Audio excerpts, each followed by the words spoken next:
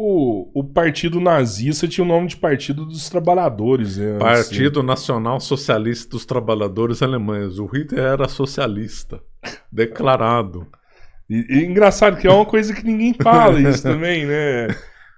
Mas na outra história coisa que, não é assim, viu? outra coisa que já me falaram, que eu não sei se é verdade, é que na Alemanha, antes de ter a Alemanha nazista, lá reinava uma liberdade de expressão absoluta, né, para todos. E que por conta dessa liberdade de expressão que foi criado o Partido Nazista. Então, era o seguinte, a Alemanha pré-Hitler era chamada República de Weimar, que surgiu logo no finalzinho da Primeira Guerra Mundial, 1918. Então, essa República de Weimar, a Alemanha era um império, né? Era um império, e com o Guilherme II no poder, aí o Guilherme II, ele próprio abdicou no finalzinho da guerra, viu que estava tudo perdido, foi proclamada a República de Weimar. Nessa República de Weimar deu ampla liberdade para tudo, inclusive para ter partido comunista, nazista, que você pensasse, você podia ter lá. Foi amplo.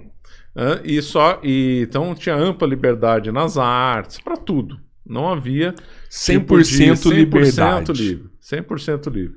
Só que a Alemanha tinha muito trauma de guerra.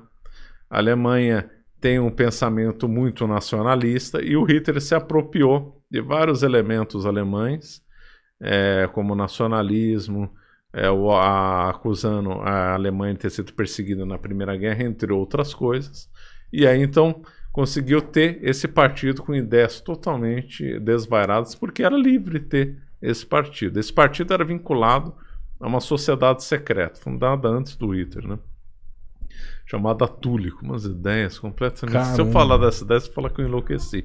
Fala Mas aí, tudo fala aí. Que era alguma das ideias deles aí? Pelo menos ideia algumas. lá? É uma coisa muito doida, mas o povo acreditou nessa história. Então, o Hitler nasceu na Áustria, né? Lá na Áustria, ele já teve contato com um grupo esotérico, liderado principalmente por duas pessoas, Guido von List e Liebenfels. Esses dois loucos, eles desenvolveram uma teoria racial de mundo. Então, havia um continente chamado continente da Hiperbórea, às vezes os nomes variam, mas um nome que ficou mais conhecido. Esse pensamento dele também é ligado ao pensamento da Madame Blavatsky, você já deve ter ouvido falar, do século XIX. Também é um pensamento racial ligado a uma pessoa ligada ao Marx, chamado Moses Hess. Bom, mas isso é outra história. Vamos pegar, para não ficar avançando, vamos pegar o Liebenfels e o Guido von List. Os dois austríacos, dois fundaram uma revista chamada Ostara. O Hitler leu essa Ostara, o Hitler conheceu o Liebenfels. Então eles desenvolveram uma seguinte teoria racial. Havia um continente chamado Hiperbórea, cuja capital era Thule. Por isso que a sociedade secreta se chamava Thule. Que era feita de arianos puros, sabedores, detentores de uma sabedoria ancestral, que remetiria a Odin. Odin é Wotan, né? É por isso que eles também é um movimento ligado, é chamado Wotanismo. E aí então eles dominavam uma força chamada Força Vril. Então quem controlasse a Força Vril dominava o mundo. Então, aí esses arianos nesse continente hiperbóreo dominavam essas forças, esses germanos ligados a Wotan e tal.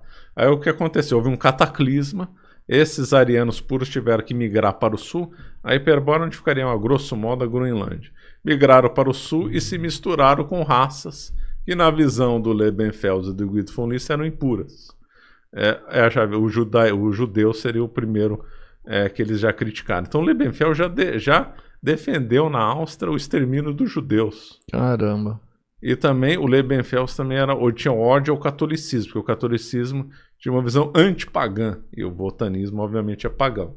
Então, havia uma herança ancestral ariana que tem que ser resgatada, e quem resgatar essa e liderar vai transformar a Alemanha numa potência líder do mundo. Centro do... Que ia durar 1000 anos, né? Ia durar 1000 anos. Né? Então aí o Hitler assimilou essas ideias, foi para a Alemanha. Na Alemanha também tinha essas mesmas ideias. Tinha um grupo secreto chamado Thule, por causa da capital da Hiperbórea, né?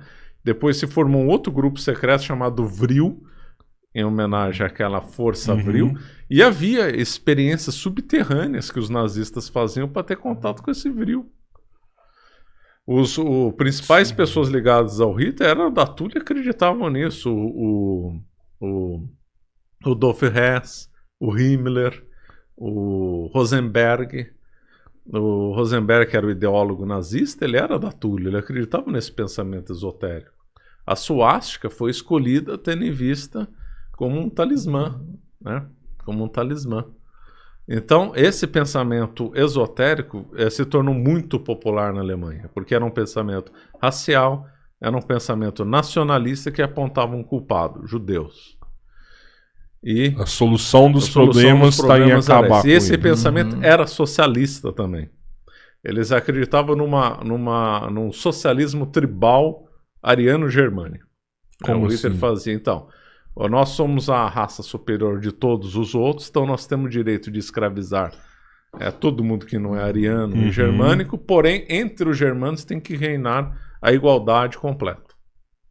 Então o Hitler defendia o igualitarismo entre os homens. E aí você sabe, assim, com esse tanto de informação que você tem, os processos que eles fizeram, porque aí surgiu como um partido, então, o nazismo?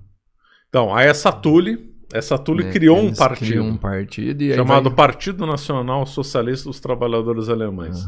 Foi nesse momento que o Hitler entrou no partido. Não há prova que ele frequentou a Thule. Thule era a sociedade secreta. Certo. Mas ele já tinha essas ideias desde a Áustria. E muitas das pessoas que foram próximos dele pertenceram a Thule. Alfred Rosenberg, eu já citei, Rudolf Hess, Himmler, não preciso nem citar mais ninguém. É óbvio o Himmler que era o chefe sim. da SS. Então, e o Himmler tinha o Himmler acho que era o mais obcecado. Então ele Pior do que liderou, o Hitler. ele mandou pessoas ir para a Islândia buscar vestígios da Hiperbórea. Mandou gente para o Tibete, porque na lenda teve um grupo de arianos que se perdeu no Tibete. Então ele mandou uma expedição nazista para o Tibete. Vai e se perde. Outro sustentou que esse grupo tinha vínculo com os antigos cátaros medievais. Então levou um grupo de expedição para os cátaros. Então era uma turma doida.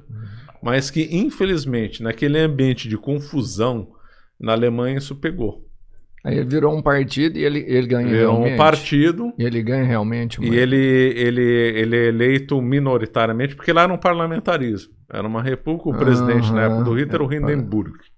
O Hindenburg era um herói de guerra alemão, da Primeira Guerra. Ele foi um dos grandes líderes ali, Hindenburg. Então Hindenburg era um ícone na Alemanha, era uma maior figura da Alemanha. De guerra, né? Era um herói de guerra e político, era o principal político da Alemanha. Ele era o presidente, o Hindenburg, não era o primeiro-ministro. E lá, como era um parlamentarista, eram aquelas regras que a gente conhece. Então, vamos supor que nenhum partido tenha conseguido 50 mais um do parlamento. Vamos supor que tenha 100 cadeiras. Para você liderar, eleger o primeiro-ministro, tem que ter 51 cadeiras. Supor que um partido conseguiu 30. Ele não conseguiu a maioria, mas ele pode compor com outros para fazer uma maioria. No mundo inteiro é assim. Israel é assim. Então a maioria que tem parlamentarismo é assim. Você pode montar um grupo de partidos e se acontecer uma maioria, você lidera. Então, teve uma votação lá em 1932. Aí um político formou uma maioria instável, chamado Guido von List. Guido von List não, von Papen. Von Papen montou uma minoria espaço. Depois foi para outro, que agora esqueci o nome. Eckreberg, alguma coisa também. Uma minoria instável. O Hitler tinha conseguido algumas cadeiras, não a maioria das cadeiras do parlamento. E o von Papen, que era um outro político conhecido, propôs para o Hindenburg, pedir para o Hitler formar uma maioria. O Hitler conseguiu fazer uma maioria em 33. Janeiro de 33, ele conseguiu fazer uma maioria. 51%. Só que ele tinha um projeto, né? Ele já estava com um projeto de fortalecimento do poder. Se o Hitler assumisse, como de fato assumiu em janeiro, mas não tivesse feito uma reforma legislativa, ele não teria tido guerra, ele já teria caído do poder todo. Ele fez uma reforma legislativa, uma proposta de emenda à Constituição, e ao alterar algumas leis, para que seria aprovada em março de 33. Então foi feita uma eleição em 33. Ele também não conseguiu a maioria, mas ele conseguiu compor com outros partidos. E aí ele pôs em votação o projeto de alteração legislativa e conseguiu passar no parlamento.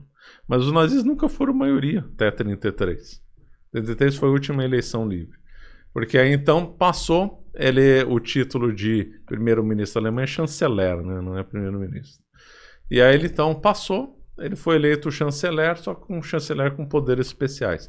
Única pessoa que era o limitador de poder dele era o Hindenburg. Hindenburg morreu em 34. Aí quando ele morreu, acabou. Aí acabou a Alemanha, estava tudo na mão do Hitler. Dono de tudo. Dono de tudo. Podia fazer o que quisesse.